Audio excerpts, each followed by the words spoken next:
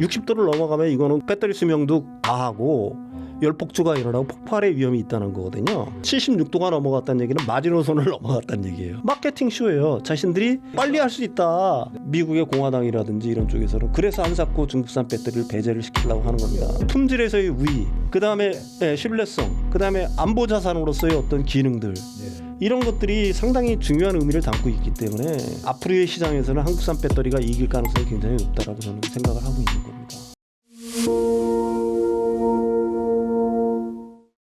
이번엔 그럼 배터리로 넘어가 보죠. 예. 네. 뉴스를 봤더니 이 BYD가 이제 초고속 충전 시스템을 새로 시작을 하는데 그렇게 하다가 배터리 온도가 76도를 넘어갔다. 이거 상당히 뜨거워진 모양이에요. 그러니까 이게 어떤 상태인 겁니까? 그러니까 이게 그 약간 기술적으로 좀 약간 어려운 개념이기는 한데요. 그러니까 그 급속 충전이라는 게 있어요. 그러니까 이 BYD가 한 거는 CBC, 그러니까 C레이트를 갖다가 원래는 가령 50kW를 갖다가 아워라고 하는 거는 1시간에 50kWh를 갖다가 충전을 해야 된다는 얘기잖아요. 1시간에 충방전을 해야 돼. 이게 이제 전격이란 말입니다.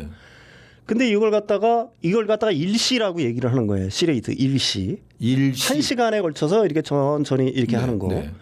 근데 이걸 갖다가 10시면 어떻게 돼요? 10시면 굉장히 60분에 6분 만에 6분 만에 충전을 갖다가 다 완료해 버린다는 얘기거든요. 12시면 어떻게 돼요? 가령 5분 정도에 그냥 다 충전을 때려 넣는다는 얘기거든요. 근데 우리가 그 전력이라는 거는 그 약간 어려운 게지만 전압 플러스 전압 곱하기 전류의 개념이잖아요. 그렇다 치우고 어쨌든 전압을 밀어 넣어야 돼요. 고전압으로. 전류는 고정을 시켜야 돼요. 전류를 갖다가 많이 흐르게 하게 되면은 열 나가지고 다 금방 열폭주가 나가지고 다 완전히 다. 그러면 조금 더 들어가서 그게 전자의 흐름이잖아요. 전기라고 하는 게. 그러면 전압이라고 하는 거하고 전류라고 하는 거는 전류는 속도인가요? 그렇죠. 흐름이라고 얘기할 수 있어요. 물의 흐름이라는 얘기하고. 전압은 뭐예요? 이 전기를 밀어 넣어주는 힘이라고 보시면 되는 거죠. 이게 확 밀어 얼마나 압력으로 전압이라는 게 압이잖아요. 압력으로 얼마나 넣는 거라는 걸 말하는 그러니까 거예요. 뒤에서 뭘 꽉 미는 거군요. 그렇죠. 말하자면. 확 밀어 그게 넣는 전압이다. 그게 전압이라는 얘기. 근데 어쨌든 고전압을 써야 되는 거잖아요. 가령 이 충전을 5분 내에 하려고 하고. 그렇겠네요. 고전압을 쓰게 되면 반드시 어느 정도 열은 발생을 하죠.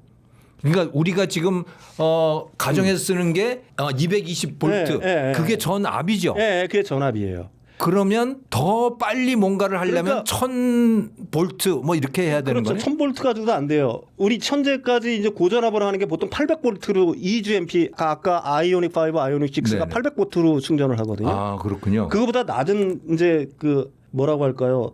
가격이 떨어지는 건 400V 충전을 해요. 근데 이게 CBC를 하려고 그러면은 1000V, 1200V는 막 넘어가야 된다는 얘기가 되잖아요. 이론상. 그렇겠군요. 그렇군요. 그러니까 이게 온도가 올라갈 수가밖에는 사실은 없는 거고요. 우리가 일반적으로 리튬 이온 배터리의 최적 온도는 이게 15도에서 35도 정도예요.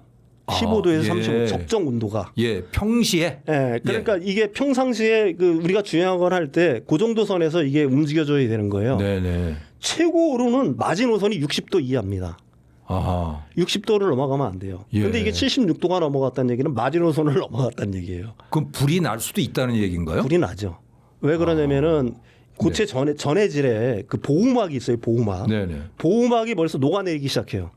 70도가 그럼 뭔가 격리를 시켜놨던 것이 이제 합쳐질 수도 있겠네요. 그러면은 이게 첨선이 넣어가지고 이게 어떻게 보게 되면 열폭주가 일어나고 가스 발생이 분출하면서 폭발할 위험이 있다는 얘기죠. 폭발. 그래서 우리나라 그 삼원계 배터리, 우리나라 배터리 업체들이 이 그 급속 충전 기술이 없어서 안 하는 게 아니에요. 위험하군요. 위험하기 때문에 안 하는 겁니다. 그래서 50도에서 55도를 그 사이에서 움직이도록 하는 거예요. 고속 충전을 해도. 그러니까 60도 이하잖아요. 아까 얘기했지만 마지노선이 60도이거든요. 60도를 넘어가면 이거는 거의 뭐 배터리 수명도 그 다하고 열폭주가 일어나고 폭발의 위험이 있다는 거거든요. 근데 우리나라 업체들이 못해서 안 하는 게 아니라 50도에서 55도 고압 충전을 하더라도 최고로 올라갈 수 있는 온도가 여기서 시스템을 제어한단 말입니다. 우리나라는. 그렇군요. 근데 얘네들은 왜 이런 쇼를 하느냐? 마케팅 쇼예요. 자신들이 최고 빠르고 충전할 수 빨리 할 수 있다. 빨리 할 수 있다. 근데 아까도 얘기했지만 이런 식으로 배터리를 갖다가 다루게 되면 어떻게 되겠어요? 결국은 배터리 수명이 문제가 되겠죠. 그렇게 된다고 하더라도. 네. 아니면 심지어는 불이 날 수도 있고. 위험할 것 같은데요. 위험하죠. 네. 굉장히 위험하다는 얘기입니다. 예. 그러니까 이런 짓을 서슴없이 하는 거예요. 예. 예, 이게 바로 그 중국 배터리의 어떤 뭐라고 할까요? 네. 문제를 갖다가 대변한다라고 얘기할 수가 있는 거고요. 네.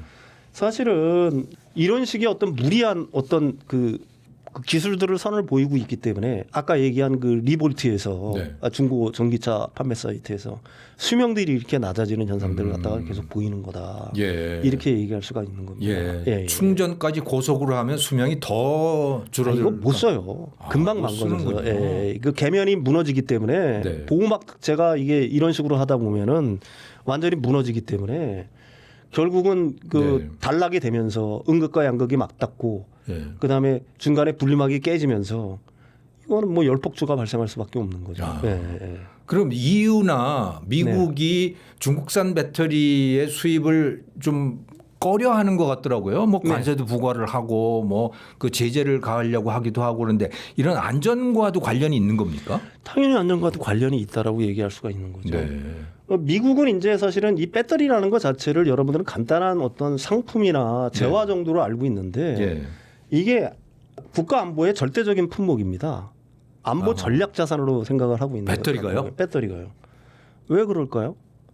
이 배터리가 앞으로는 다 쓰일 거 아니에요. 4차 산업혁명 시대에 휴머노이드 로봇에도 쓰이고 로봇 때문에도 더 그렇겠군요. AI 데이터 센터에도 쓰이고 전력망에도 배터리가 쓰이잖아요. 이제는. 데이터 센터에도 쓰입니까? 데이터 센터에 센터는 필수죠. 그냥 전기 연결돼 있는 거 아니에요? 아니죠. 전기가 모자라잖아요. 지금. 네. 그러니까 데이터 그러니까 센터들은- 저장을 해야 되는군요. 네, 그러니까 재생에너지로 태양광이라든지 아니면 풍력으로 인해서 전기를 만들고. 네. 근데 그 태양광이라든지 그 풍력의 단점이 뭐냐면은 태양광은 낮에는 열심히 발전을 하지만 밤에는 발전을 못 하잖아요. 그렇죠. 그러니까 낮에 이제 생산된 그 전기를 저장해 놓은 수단이 필요한 그게 바로 배터리란 말입니다. 아하. 과거에는 배터리가 없었으니까 네. 재생에너지라는 게 그렇게 크게 확대가 안 됐는데 예. 이 배터리라는 게 바로 그 역할을 하는 거예요. 저장을 했다가 그렇군요. 태양광이 밤에는 발전을 못하니까 밤에는 ESS에 저장된 이 배터리에 저장된 거를 갖다가 보낸단 말입니다. 네. 그러니까 두 번째 이유는 데이터 센터에는 그 배터리가 필수적인 이유들이 그거 말고도 몇 가지가 더 있어요. 예. 하나는 데이터 센터에는 들어오는 전기의 품질이 고라야 되겠죠. 좋아야 되겠죠. 예. 막 주파수가 흔들리면서 이렇게 하게 되면은 네. 그거는 굉장히 어떻게 보게 되면은 반도체들이기 때문에 네. 문제가 생길 수 있단 말입니다. AI가 그 오류를 일으킬 수 있어요. 연산하는데. 아, 그렇군요. 전기가 고르게 들어와야 와야 되군요. 된단 말입니다. 네. 근데 ESS에서 들어오는 건 어때요? 고르게 오겠죠. 그렇군요. 예, 일반 전력망, 손전망을 타고 오는 거는 여러 가지 이유로 불안한 어떤 주파수를 가질 수가 있는데 아, 그렇습니까? ESS에 오는 거는 어. 굉장히 고르게 올 거 아니겠어요. 그러니까 반도체들은 고른 전기를 좋아하는데 예. 그냥 밖에서 들어오는 전기들은 그렇죠. 뭐 들쭉날쭉할 수 들쭉날쭉할 수가 있는 거죠. 네네. 그거는 설명하려면 한 10분 이상 걸리는데 들쭉날쭉할 수밖에 없어요. 네. 이거는 예, 예. 왜 우리나라는 옛날에 과거에 전력 사정이 안 좋을 때 형광등 깜빡이던 거 여러분들 기억하실 겁니다. 예, 맞아요. 그랬어요. 예, 예. 그렇죠. 네. 그런 현상이 발생하면은 AI 데이터 센터에는 이게 완전 히 치명적이기 때문에 전기의 품질이 좋아야 돼요. 그러니까 데이터 센터에는 다 배터리를 깔아 놓을 수밖에 예, 없겠군요. 그게 첫 번째 이유고요. 두 번째 이유는 정전이 되면 안 되잖아요. 예, 그렇게. 데이터 센터는 정전이 가령 뭐 0.1초라도 정전이 되면은 네. 이건 엄청난 손실이 발생하는 거기 때문에 그러면은 전기가 가령 어떤 이유로 해서 정전이 됐을 때 이 네.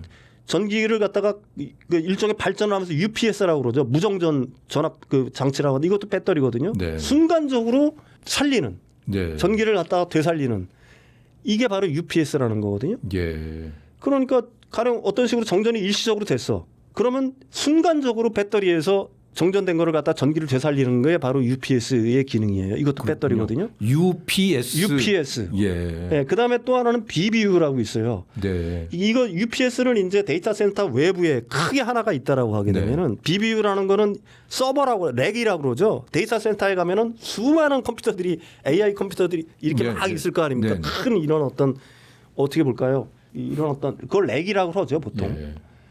그러면은 그 렉 단위에 또 그 렉 단위에 특별히 뭐 전선에 문제가 생긴다거나 뭐 하게 되면 또 이 자체만 정전이 될 수가 있잖아요. 예. 그러니까 그것도 정전이 안 되게끔 BBU라는 걸 또 답니다. 아. 배터리 백업 유니트라고 그래가지고. 아무튼 전기를 고르게 유지해 주는 게 굉장히 중요한 일이고 그거를 배터리가 맡는다 이런 두 말씀이시죠? 가지 이유죠. 크게 보면은 네. 고르게 유지하는 거 하나. 네. 그 다음에 정전됐을 때 되살리는 네. 이 용도로 하나. 아, 정전됐을 때. 예, 정전됐을 때. 네. 이 두 가지 이유 때문에 배터리가 필수인 거라고 얘기할 수가 있는 거죠. 예. 예. 그런데 이제 그런 면에서 보면 중국산 배터리들이 이 약점이 있다라는 말씀. 그게 왜 그러냐면 그렇게 들어가는데 외부에서 배터리랑 어떤 통신이 가능하다라고 한번 가정을 해보십시오. 네. 외부에서 해가지고 폭발을 시킨다거나 배터리는 폭탄이나 마찬가지잖아요. 밖에서 폭발을 시킬 수 있어요? 통신이 가능하다면 불가능하지는 않죠. 백도어를 그래서 미국에서 백도 때문에. 그래서 미국에서 미국 군사기지에서 다 중국산 배터리를 빼는 겁니다. 다. 이 거기다가도 배터리에다가도 백도어를 설치를 할 수가 있군요. 당연히 있죠. 그 BMS 시스템이라고 그러죠. 배터리 관리 시스템이라는 게 사실은 통신 기능이에요. 전기차를 몰아보신 분들은 알 거예요. 내가 집에 있어도 네. 내 차에 배터리가 지금 어떤 상황인데 휴대폰으로 다 알 수 있어요. 그렇습니까? 예. 와, 거기도 그러면 다 그 송수신 장치가 붙어 있다는 다 얘기네? 있다는 거죠. 그게 없으면 안 돼요. 근데 이걸 믿을 수 없는 국가 거를 써요? 그렇겠네요. 못 써요. 그렇군요. 그다음에 배터리라는 게 휴머노이드 로봇도 마찬가지고 거기에 배터리 들어가야 거 아닙니까? 예. 이게 반도체 공장에 휴머노이드 로봇이 들어가서 앞으로는 일을 할 거 아니에요. 네. 자동차 공장에 들어가서도 일을 할 거고. 근데 이 통신 기능을 위해서 이걸 폭발을 시켜봐요. 무기가 될 수가 있어요. 일순간에. 배터리가 무기가 되는군요. 네, 순간에. 그렇게 될 수도 있죠. 그러니까 그래서 이걸 보안 그다음에 안보 전략 자산으로 생각을 하는 겁니다. 선진국에서. 배터리가 그렇게 전략 자산이 처음 알았네요. 싸다고 쓸 수 있는 게 아니에요. 그렇네요. 이 지금 전기차 한번 불나면 끄기 힘들잖아요. 예, 무섭더라고요. 똑같아요. 무서워요. 네. 이걸 그러니까 가상의 적국 거를 쓸 수가 있겠냐라는 게 여러분들이 이걸 갖다가 간단한 문제라고 생각하시는데 네. 사실은 그 미국의 공화당이라든지 이런 쪽에서는 그래서 한사코 중국산 배터리를 배제를 시키려고 그렇군요. 하는 겁니다. 예. 저는 그냥 이거 뭐 값만 싸면 되는 거 아니야? 그렇게 생각을 하고 있었는데 네, 거기에도 안전 문제, 이 국가 안보 문제하고 다 연결이 되는 당연히 문제네요. 그런 겁니다. 그렇군요. 그다음에 배터리에는 다 BMS 시스템이라는 게 다 깔려요. 그건 뭡니까? 배터리 관리 시스템이라고 보통 얘기를 배터리 하죠. 관리 시스템. 배터리 그래서 지금 충전할 때 내 배터리가 과연 이상이 있느냐, 어떤 셀에 어떤 부분에 이상이 있느냐를 갖다가 네. 휴대폰으로 해가지고 다 볼 수가 있어요. 예. 이 전기차를 몰아보시면 다 알죠. 그렇군요. 지금 배터리가 얼마가 남았고 예. 뭐 이런 것들을 다 볼 수가 있는 겁니다. 예. 그럼 우리나라에 지금 그런 3원계 배터리를 만드는 기업들이 네. 몇 개나 있습니까? 세 개죠. 세 개입니까? 크게. 예. 삼성, LG 에너지 솔루션, SK 온. SK온, 네네. 네. 삼성 SDI, 예. 네. LG 에너지 솔루션, SK온. 네네. 여기는 그러면 앞으로 그야말로 탄탄대로일 것 같은데 반도체처럼 비슷하게 될 것 같은데. 저는 그렇게 보고 있는 거죠. 예. 여러분들은 뭐 중국산 배터리들이 세계가 싸니까 세계를 네. 장악할 거다라고 그렇게 주장하시는 분들이 있는데 네. 세상은 그렇게 만만치가 않다. 네. 그렇게 되지는 않을 거다.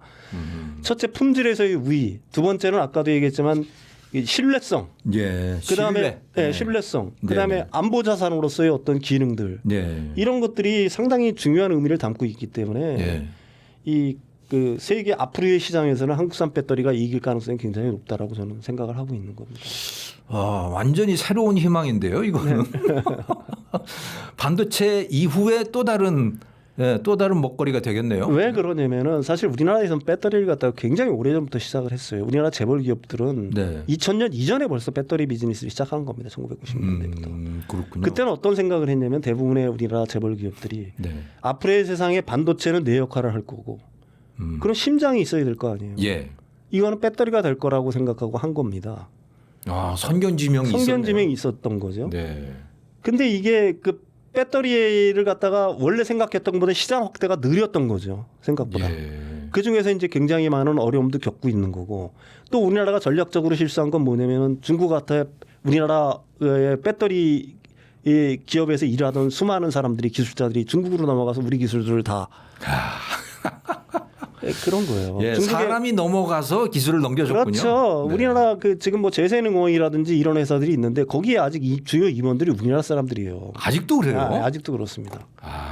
그러니까 배터리 기술들을 갖다가 주요 배터리 기술들을 갖다가 대부분 우리나라 기술자들이 들어가서 넘겨준 거예요. 그러니까 중국이 지금 주로 생산하는 LFP 배터리라고 하는 것을 한국에서 넘겨준 거거든요, 기술을. 삼원계도 마찬가지고. 삼원계도 그렇습니까? LF 우리나라가 뭐 그 일종의 우리나라는 앞으로의 세상은 에너지 밀도가 제일 중요하다고 생각하라고 삼원계에 집중을 한 거고요. 네네.